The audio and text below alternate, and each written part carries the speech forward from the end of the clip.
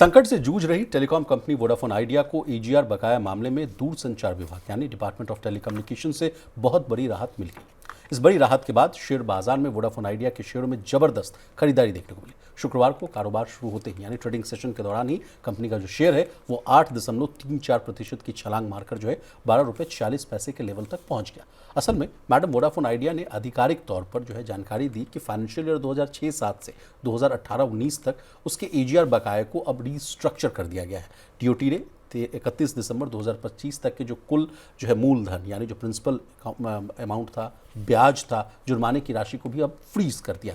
अब इस कर्ज को है जो कंपनी अगले जो है 16 साल में धीरे धीरे जो है चुका सकेगी। कहा जा रहा है कि इससे कंपनी पर जो अचानक आने वाला जो वित्तीय दबाव था, जो प्रेशर था, वो काफ़ी कम हो जाएगा और वो अपने जो है नेटवर्क एक्सपेंशन में यानी विस्तार कर पाएगी, सर्विसेज को और बेहतर बनाने पर जो है ध्यान दे पाएगी। लेकिन आपसे समझना चाहेंगे मैडम, लगातार जो न्यूज़ साइकिल में जो वोडाफोन आइडिया बना हुआ रहता है, कभी कहा जाता है कि इसके शेयरों में तब जो है ज़बरदस्त जो है गिरावट आ गई, कभी कहा जाता है कि 8% 10% की जो तेजी आ गई है। ये मामला क्या है? सुप्रीम कोर्ट भी गया था मामला, आपसे समझना चाहते हैं क्या है? आज तो शुभ शुभ बोलिए, आज तो बढ़ रहा है, आज ऑक्सीजन मिली है क्योंकि फाइनली एक ऑफिशियली उनको सरकार ने बोला कि हाँ भाई हम ये कर रहे हैं।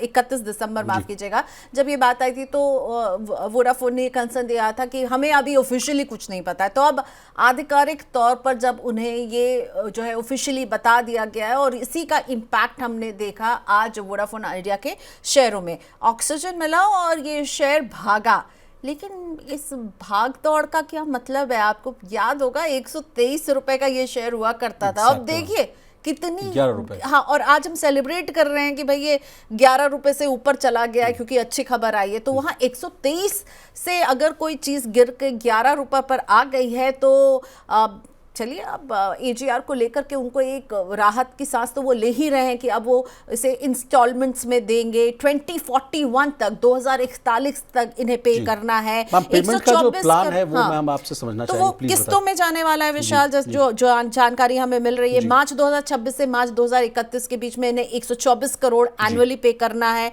फिर 100 करोड़ एनुअली इन्हें 2032 से 35 तक पे करना है। फिर 2036 से 2041 तक रिमेनिंग अमाउंट। और एक बहुत इंपॉर्टेंट बात ये भी है इसमें कि डीओटी ने कहा है कि वो एक कमिटी को सेटअप करेगी जो एजीआर ड्यूज का एक रीअसेसमेंट भी करेगा।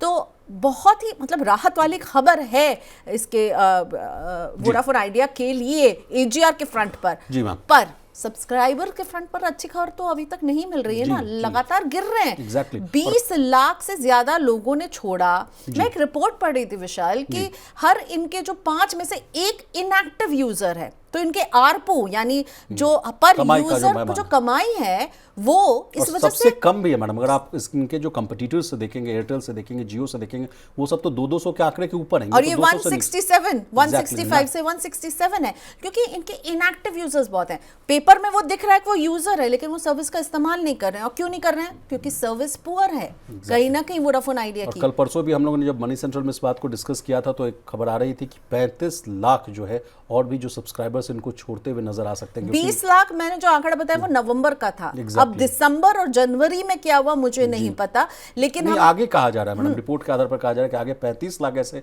सब्सक्राइबर्स हैं जो वोडाफोन आइडिया से अपना हाथ पीछे खींच सकते हैं। इसके पीछे तर्क ये दिया गया कि एसेट क्वालिटी में जो है जो लेकर जो चिंताएं हैं, सरकार की तरफ से जो बातें आ रही हैं, 2 लाख करोड़ के आसपास का कर्ज है कंपनी के ऊपर। और इसके अलावा भी जो आप सर्विसेज पर मैं आपका ध्यान लाना चाहूंगा, वोडाफोन आइडिया के सर्विसेज को लेकर भी कई तरह के सवाल उठते रहते हैं। कहा जाता है कि नेटवर्क कनेक्टिविटी नहीं है, दिखता है मोबाइल पर 4G 5G लेकिन आप बफरिंग के और उसी के सामने इनके कंपटीशन जो बाजी क्यों मारे, क्योंकि अच्छी सर्विस दे रहे हैं ना इसीलिए। लेकिन अब लग रहा है कि चलिए अब जरा सा ये दबाव खत्म हुआ है पैसों का, ये जो फ्रीज लग गया है, वो जो इंटरेस्ट की जो घड़ी टिक टिक टिक टिक बढ़ रही थी वो रुक गया है। तो अब ये अपनी एनर्जीज इंफ्रास्ट्रक्चर के एक्सपेंशन पर, 5G के एक्सपेंशन पर, अपनी सर्विसेज को सुधारने पर ले जाएंगे। और उम्मीद तो हम यही करेंगे जो जितने भी वोडाफोन आइडिया के यूजर्स हैं वो भी ये सब एक्सपीरियंस कर रहे होंगे। मैं चाहूंगी हमारे जो व्यूअर्स हमें देख रहे हैं वही कमेंट बॉक्स में लिखाएं उनका एक्सपीरियंस कैसा रहा है, क्योंकि उनके एक्सपीरियंस से ही पता चलेगा हमें एक्चुअली में जमीन पर क्या चल रहा है। मुझे जो पता है, जो मैंने सुना है, ओवरऑल आपका भी एक्सपीरियंस हम जानना चाहते हैं मैडम। अब चूंकि आपकी भी लंबी चर्चा चलती है तमाम लोगों से, सर्विसेज को लेकर तमाम जो है शिकायतें जो है देखने को मिलती है, चाहे आप जियो का ले लीजिए, एयरटेल का ले लीजिए, या तमाम आप जितने भी बीएसएनएल को लेकर एक वक्त ऐसा था तमाम लोग कह रहे थे कि प्राइसिंग बहुत ज़्यादा हो रही है। तो चलिए भाई सरकारी की तरफ शिफ्ट हो जाते हैं, बीएसएनएल की तरफ जाते हुए देखिए बीएसएनएल उस चीज़ को होल्ड ही नहीं कर पाया, सरकारी कंपनी, और वहां से भी लोग जो जिस रफ्तार से गए उसी रफ्तार से वापस भी लौटते लेकिन हुए अब देखे। क्या करेंगे, इसके बिना तो हमारी जिंदगी नहीं चलती है ना। हम तो इन कंपनियों के अब उस पे जी रहे हैं, उन मर्सी पर जी रहे हैं। तो अब ऑप्शन यही है, आप एक से खुश नहीं है दूसरे के पास जाइए, दूसरे से खुश नहीं है तो तीसरे के पास जाइए, पोर्ट करवाइए अपना नंबर। अभी लेकिन अगर हम वीआई की बात करें तो इसकी सर्विस क्वालिटी को लेकर के इशू रहा है। अब इंफ्रास्ट्रक्चर ये अपना फैलाएगी, अपनी सर्विस को जब तक नहीं सुधारेगी तब तक इस तरह की फ्रीज का कोई मतलब नहीं रहेगा। क्योंकि आप सोचिए 123 रुपए का शेयर अगर आज 11.5 रुपए पर आ रहा है और हम कह रहे हैं कि क्या 8% की बढ़त दिखा रहा है, लेकिन सोचिए जिसने 123 में खरीदेगा वो आज क्या कितने इन्वेस्टर्स फंसे हुए होंगे, बहुत इन्वेस्टर्स। तो हम कहाँ सब्सक्राइबर्स की बात करें, इन्वेस्टर्स भी इसमें फंसे हुए हैं। तो यहाँ पर जो है ये छोटे छोटे जो इसके स्पर्ट्स ऑफ हैप्पीनेस लेकर आता है, आई होप ये लॉन्ग टर्म साबित हो, नहीं तो इन्वेस्टर्स और सब्सक्राइबर्स दोनों ही यहाँ पर उलझे हुए फंसे हुए नजर आ रहे हैं विशाल।